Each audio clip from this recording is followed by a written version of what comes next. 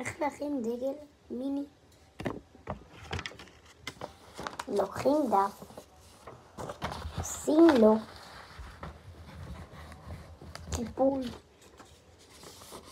קיפול כזה, ואנחנו עושים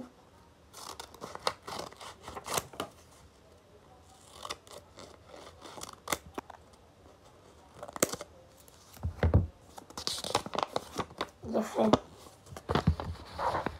מקפלים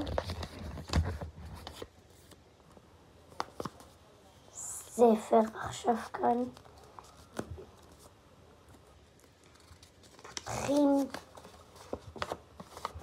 מקפלים לצורה כזאת, ועושים את זה בצד השני, שיהיה לנו ארון.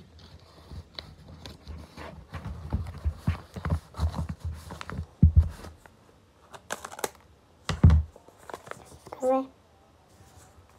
ופה מתחיל הקסם.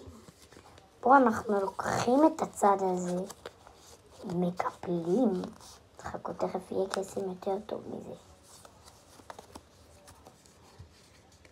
ועושים בום. אחרי שסיימנו, יש לנו פה כיס. אתם רואים אותו?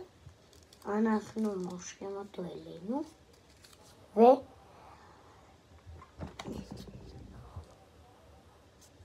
וככה יצא הדגל. מה אומרים? אמא וילד, אם תרצו, בתיבת המידע. ביי.